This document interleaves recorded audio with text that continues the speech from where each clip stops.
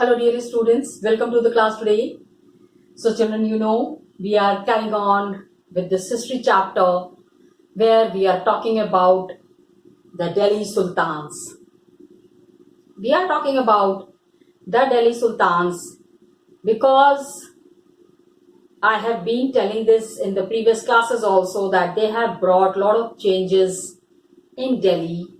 They have introduced a lot of new reforms in Delhi. Whatever Delhi looks like today, आज जिस तरह से दिल्ली नजर आ रही है उसमें the Delhi sultans have played a very important role. So we need to understand that कि बहुत सारे सुल्तान्स के बारे में हमने पढ़ा. We have read about many sultans, especially the Khaljis and the Tughlaqs. Khaljis and Tughlaqs, they were monarchs, they were kings, military commanders appoint करते थे. Military commanders को ही they used to give the responsibility of the city also, of the territory also, and these military commands at times they were called as iqtidars. क्या कहते थे इनको? They were called as iqtidars. Iqtidars का system हमेशा याद रखिएगा because this can be a frequently asked question. Iqtidars.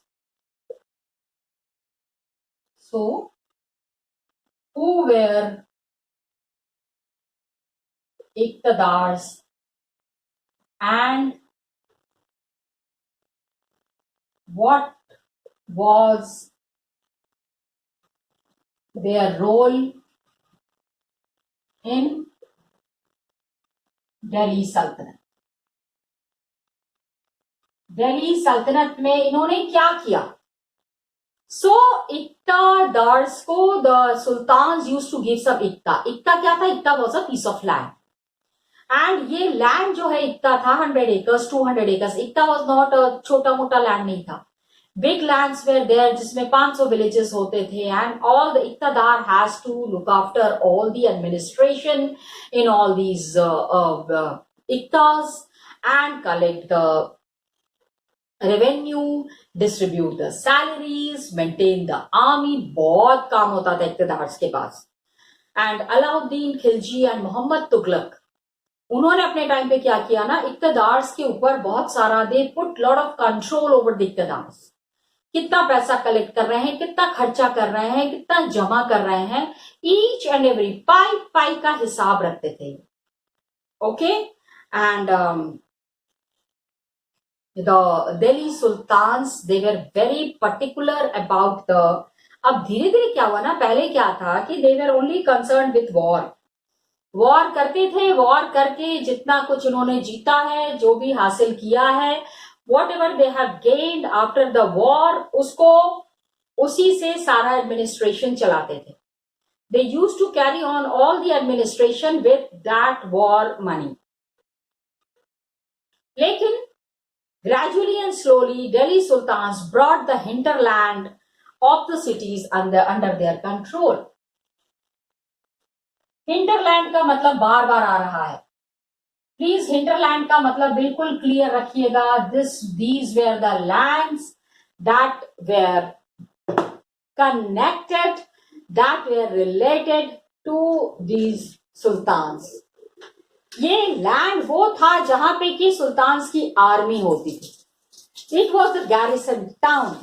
Garrison town से लगा हुआ जितना भी एरिया था, that was all called as hinterland. Got it? So these hinterlands of the cities they brought under their control. The hinterland, फिर से बता रहे हैं, hinterland was those places जहां पे कि सिटी से लगा हुआ जो लैंड होता था. The hinterland of the cities was brought under the control of sultans. इन सारे एरियाज को सुल्तान्स बहुत अच्छे से अपने अंडर में कंट्रोल करते थे. कभी भी ऐसा नहीं कोशिश करते थे. दे वेर वेरी पर्टिकुलर कि इन हिंटरलैंड्स में क्या हो रहा है.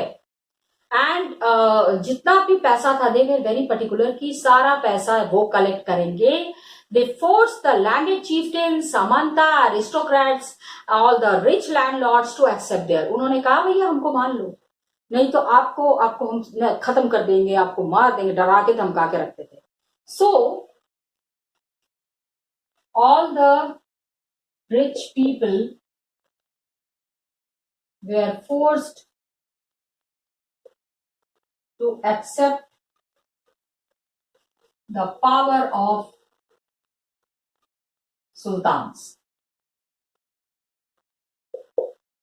Rich people, aristocrats, landlords, chieftains, अब वो लोग भी अपने अपने एरिया से पैसा कलेक्ट करते थे. सो दे यूज्ड टू से कि डेयर यू कलेक्ट मनी, लोगों को टैक्स सिर्फ एक ही को देना है, and I am the sultan, I will be collecting the tax.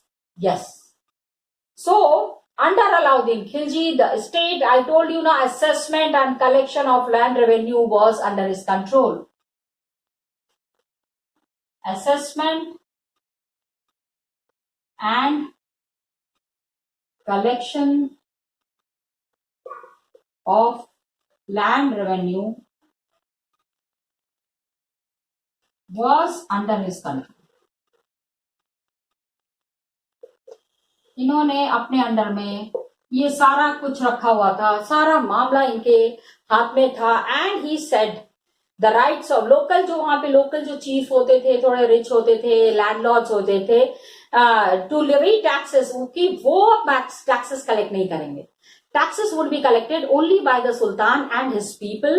And they were also, और उन्होंने कहा कि you are the landlord, you have lot of money, तो तुम भी हमको टैक्सेस दो.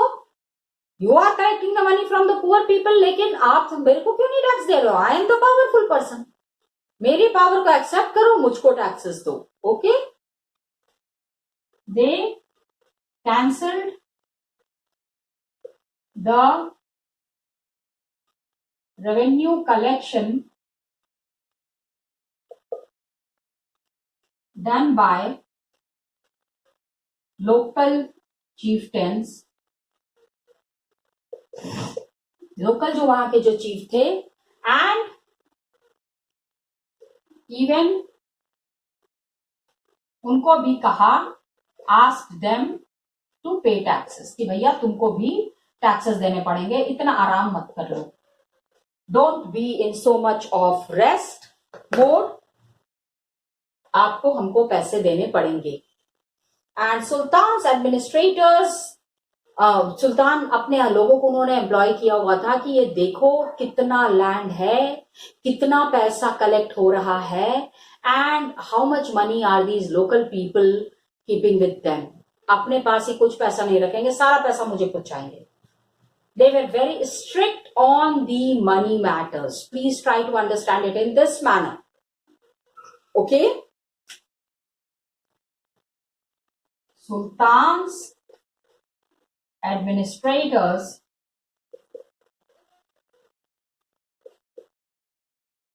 kept an eye, पूरा क्या करते थे ना, measure the land and kept careful, पूरा अकाउंट मेंटेन करते थे. Measured the land and kept account of all this land. सारे लैंड का वो अकाउंट मेंटेन करते थे. And this was the way, this was the method through which all the accounting details were there with the sultan. सुल्तान के पास एक एक चीज का हिसाब किताब होता था. एंड कुछ पुराने चीफ थे, कुछ सम लैंडलॉर्ड्स, उन्होंने क्या किया ना कि सुल्तान को बड़ा खुश कर दिया, सुल्तान की खूब जी चूरी करके. And they were like very loyal to the sultan कि हाँ हम महाराज मालिक, हम आप ही को मानते हैं और आप ही के आदेश का पालन करते हैं. ओके. सो लोकल चीफटेन जो है उनका तो टैक्सेस नहीं था, लेकिन some of the old chieftains, जो पुराने चीफ थे, and landlords were there, they served the sultanate as revenue collectors and assessors. Some old chieftains and landlords served the Sultanate as assessors and revenue collectors.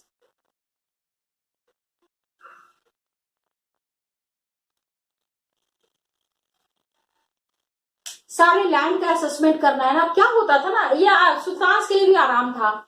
जिस गांव में जो आदमी पैदा हुआ है वही रहता है, उसको वहां के लोगों की जानकारी है, कौन सी जमीन कैसी है, तो सुल्तान अपने लोगों को भेजे। इससे अच्छा है वहां के जो लोग हैं जो उसके पावर को एक्सेप्ट करना चाह रहे हैं, जो the people who want to be loyal to the sultan, he gave them the responsibility, okay वहां से टैक्सेस कलेक्ट करो, just collect the taxes, keep an account और मुझे बताते रहना।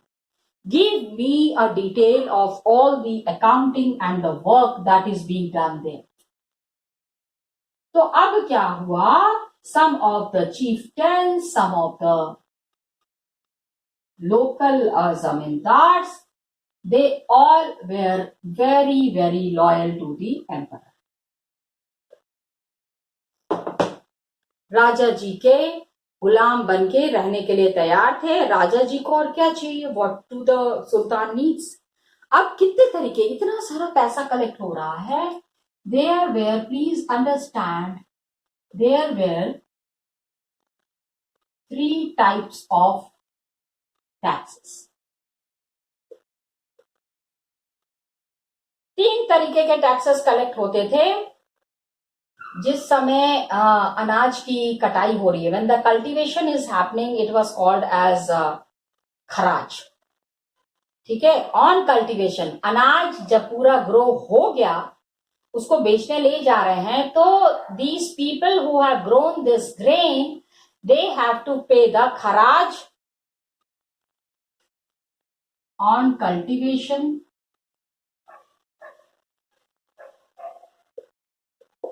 of crop. Kharaj was taken.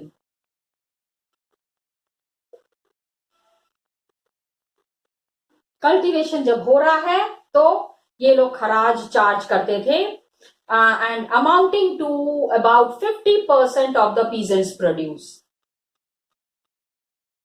Amounting to 50% of peasants' produce. This was ना, ये याद रखना, it was a very big tax. आम लोग जो होते थे, गरीब किसान जो होते थे, if they are growing 50 kg of wheat or 50 kg of rice, 25 kg उनको ले जाके एम्परर को दे देना है। उनके पास कितना कम बचा, very less was left with them. 50%, 50% of peasants produce, जितना भी अनाज ग्रो किया है उसका 50% ले जाके सुल्तान को डिपॉजिट कर देना है। This was a very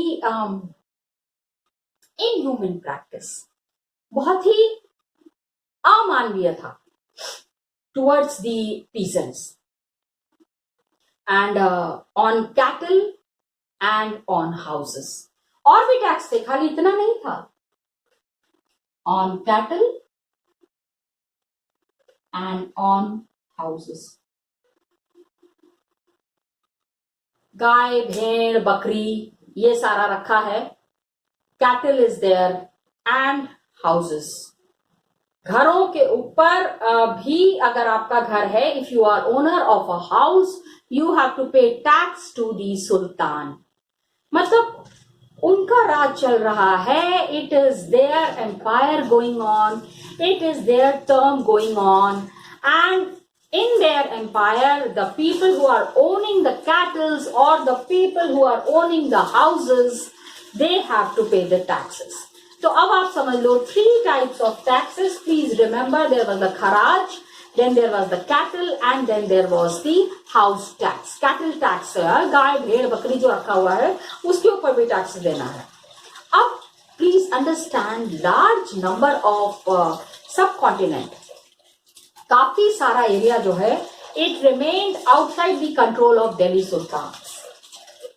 Large area remained outside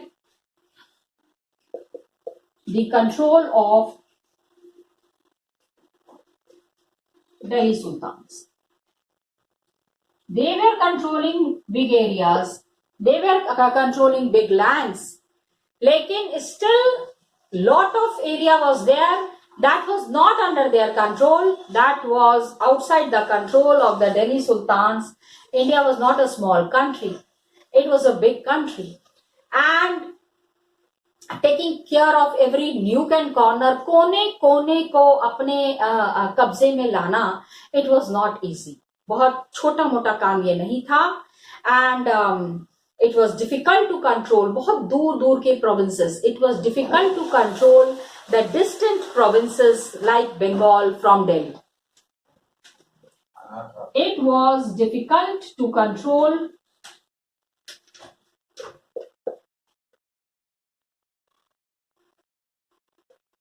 distant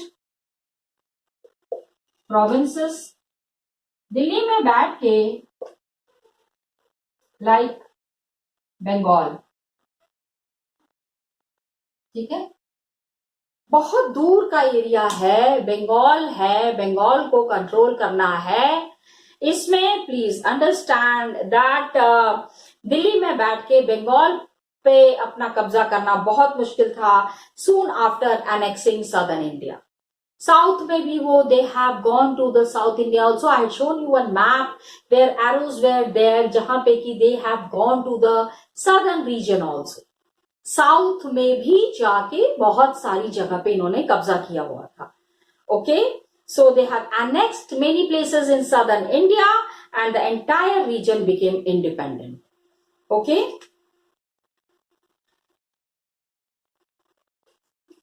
soon after annexing southern India,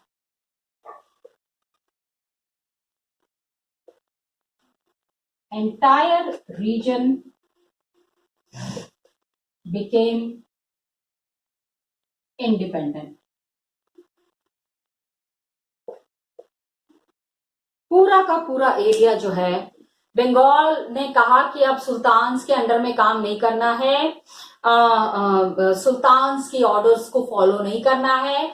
the people here in Bengal have also made up their minds to carry on their processes, their work in their own manner. As a result, what happened that Gangetic plains were there, forested areas were there, the Sultanate forces could not penetrate.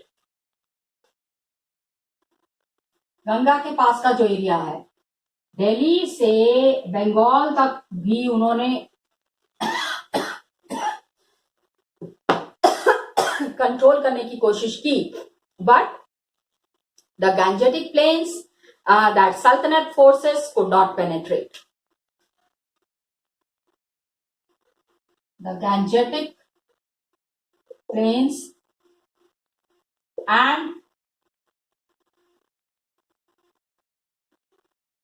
forested area were out of the control of Delhi Sultans.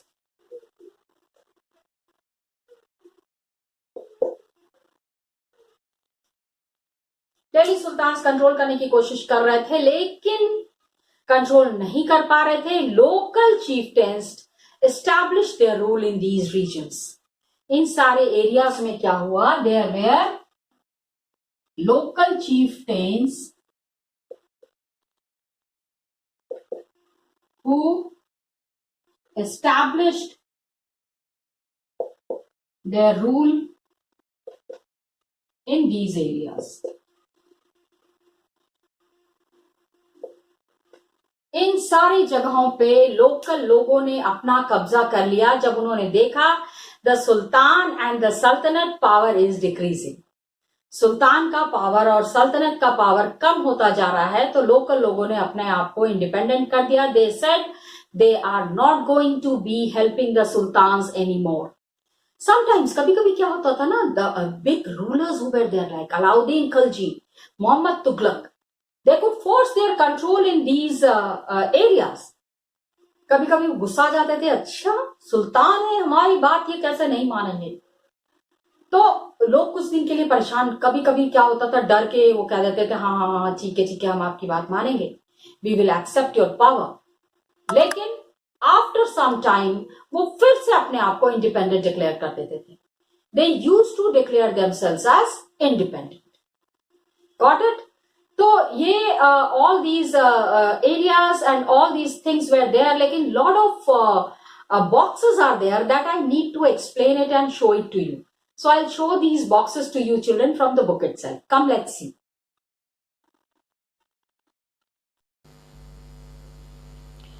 So students, just now I told you that I wanted to show you something from the book itself. Last class, not last class, actually last to last class, I had shown you these pictures of the different kind of mosques that were built. अलग अलग तरीके की ये जो मस्जिद बनी हुई है यहाँ पे, this actually was made by the Delhi Sultans. अलग अलग सुल्तान्स ने अलग अलग टाइम पे बनाया है. These were some of the beautiful, ये याद रखिएगा प्लीज़, रिमेंबर दी क्या होता है कि दिस इज़ जीके. कभी हो सकता है you are sitting in some competitive examination और you are into some quiz competition, तो आपको पिक्चर्स दिखा के क्वेश्चंस पूछे जाते हैं. I hope you know it very well. The picture showing round, आपको पिक्चर्स दिखा के जब क्वेश्चंस पूछे जाते हैं तो you have to identify this picture. अब जैसे आइडेंटिफाई आप क्या करेंगे, ये है मोट की मस्जिद. Who has build it? Sikandar Lodi, by his minister in the rain of Sikandar Lodi. उनके टाइम पे उनके एक मिनिस्टर ने ये मोट की मस्जिद बनाई. अच्छा, फिर आप ये देखिए फिगर 5, मॉस्क ऑफ जमाली कमाली 1520 में. देखो 500 साल 600 साल पुराने स्ट्रक्चर्स. अच्छा नहीं है? Don't you feel it is great? It is just great, and these kind of structures should always be admired. इस तरह के स्ट्रक्चर्स को हमेशा सम्मान देना चाहिए. हमेशा इस तरह के स्ट्रक्चर्स की सराहना करनी चाहिए. Got it? नाउ जमाली कमाली वाला मॉस्क भी है. ये जब हम फिगर्स देखते हैं, इसके बाद when we see the administration में one thing very unique that we have found. I wanted to show you this box. हमने डिस्कस तो कर लिया है, लेकिन आप देखो that how it has been mentioned in one of the books. एक किताब में से ही ये इंफॉर्मेशन ली गई है. These were people who were the slaves rather than sons. बेटों से ज़्यादा वो जो सुल्तान्स थे वो अपने नौकरों को मानते थे. And believe me children, this was the truth. Just see the sultans were advised. Sultans को ना ये एडवाइस दिया गया that a slave whom one has brought up and promoted, एक नौकर को आपने शरण दिया है, उसको प्रमोट कर रहे हैं, लेकिन उसकी ज़रूरतों का ख्याल रख रहे हैं for the whole life time. And good luck to find a worthy and experienced slave. उन्होंने कहा कि बेटा तो फिर भी पैदा हो जाता है, बेटा तो फिर भी मिल जाएगा, लेकिन एक बहुत ही लॉयल सर्वेंट मिलना बड़ा मुश्किल है. एक बहुत ही वफादार नौकर मिलना बहुत मुश्किल है. Isn't it? That is what is said here. यही चीज़ यहाँ बताने की कोशिश की जा रही है. So when wise men have said, मतलब कि बहुत ही बड़े बुजुर्गों ने कहा है that a worthy and experienced slave is better than a son. एक बेटा है, हो सकता है बेटा आपको धोखा दे दे, लेकिन जो नौकर जिसको आपने बहुत प्यार से पाल पोस के बड़ा किया है, he can never think of ditching you. वो कभी भी आपको धोखा देने का नहीं सोचेगा। Why I am discussing this paragraph? Why I am discussing this passage? Just look at the kind of trust that the sultans had on their slaves. कितना विश्वास करते थे ये सुल्तान्स अपने स्लेव्स के ऊपर। Got it? That is here. Slaves हमेशा better थे। अब देखो, सुल्तान मोहम्मद तुगलक के एम्पायर में, Mohammad Tughlaq was one of the great emperors, one of the great emperors and उनके यहाँ पे कौन कौन काम करता था देखो, just see what is mentioned here. Sultan Mohammad Tughlaq appointed Aziz Khummar नाम का एक वाइन डिस्टिलर, वाइन निकालने का काम करता था। अंगूर के खेत से अंगूर लेके आके और वाइन जो एक्सट्रैक्ट करता था, wine distiller means who used to means Firoz Hajjam. ठीक है, Aziz Khummar was a wine distiller, Firoz Hajjam एक बाल काटने वाला बार्बर। ठीक है, मन का तबाक कौन था? ही वॉज अ कुक, खाना बनाने वाला। टू गार्डनर्स, उनके जो दो माली थे, लड्ढा एंड पीरा। देख रहे हो कैसे लोगों को इन्होंने high administrative posts were given, बहुत ही ऊंचे ऊंचे जगह का, I mean they were given the responsibility of some of the greatest empires. अब मतलब बार्बर को, कुक को, जो आपका खाना बना रहा है, जो आपका बाल काट रहा है, जो आपकी सेवा में लगे हुए हैं, उनको आप इतने बड़े पोजीशन पे कैसे बैठा सकते हो? लेकिन just see what is Ziauddin बरानी। जियाउद्दीन बरानी इज अ हिस्टोरियन, बहुत पुराने रूलर्स के ऊपर इन्होंने बहुत कुछ लिखा है। A mid 14th century chronicler, जो हिस्ट्री लिखते हैं 14th सेंचुरी में, he was a history writer. इन्होंने क्या कहा? He reported their appointments as a sign of sultan's loss of political judgment. उन्होंने कहा सुल्तान के सोचने समझने की शक्ति खत्म हो गई है। जो आदमी एक माली का काम कर रहा है, जो एक कुक है, उसको सिर्फ खाना बनाना आता है, a person who is a barber, ऐसे लोगों को, such people are given such high positions. तो ये कहना चाहते थे कि आखिर मालिक को हो क्या गया है, and his incapacity to rule, कि they are not good rulers. Giving responsibility, such high responsibilities to such low category people was made a mockery of. Ziauddin Barani ने एक्चुअली इसका जो है ना मजाक ही उड़ाया है। Please understand that. Got it? तो ये दो मैं आपको पैसेजेस दिखाना चाहती थी। एक और पैसेज है चिल्ड्रन, ये जो just now that we were discussing, ये देखो, चीफटेन्स एंड देयर फोर्टिफिकेशंस। जो सुल्तान से अलग हटके जो चीफ हुआ करते थे ना, who used to live in the villages, in the cities, ये they at times they were very powerful. कभी कभी ये बहुत पावरफुल होते थे, इतने पावरफुल होते थे कि एम्परर का पावर भी इनके सामने कुछ नहीं होता था। ये कैसे पता चलता है? ये एक राइटर से पता, बटूटा, एक 14th सेंचुरी ट्रैवलर थे जो कि मोरक्को, अफ्रीका से ही हैड कम, अफ्रीका से वो आए थे, and he saying sometimes chieftains, जो गांव में जो बड़े बड़े चीफ होते थे या लीडर्स ऑफ द ग्रुप होते थे, जमींदार होते थे, landlords, they fortified themselves in mountains, बड़े बड़े पहाड़ों में अपना किला बनाते थे। In rocky uneven and rugged places, बड़ी उबड़ खाबड़ वाली ज़मीन होती थी एंड पूरे पत्थर होते थे चारों तरफ, वहाँ पे they use to make their palaces as well as in bamboo groves. जो बांस की पूरी झाड़ी होती ना, bamboo, bamboo you know it's baans, bamboo groves. India में क्या था, bamboo is not hollow, it is big. India का जो बांस है ये सिर्फ अंदर से खाली ही नहीं होता, बहुत बड़ा भी होता है।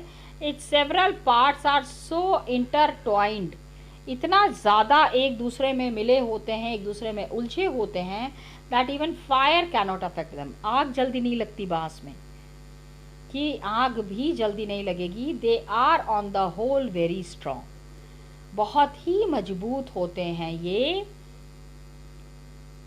Bamboos. And hence they cannot be subdued except by powerful armies. मतलब इनके किले में एंटर करना अपने आप में बहुत बड़ा टास्क था। Emperors can only plan, but emperors they are unable to enter their area. इनके एरिया में एम्परर्स जो है सिर्फ प्लानिंग करते रह जाते थे, लेकिन घुस नहीं पाते थे। That is what extra information that I wanted to share with you. So children, here we come to the end of today's video. We'll be continuing in the next video. थोड़ा पढ़ के आइएगा, just read this paragraph and join the class, and we will be having a lot of discussion. Okay children, thank you children, and all the best to you.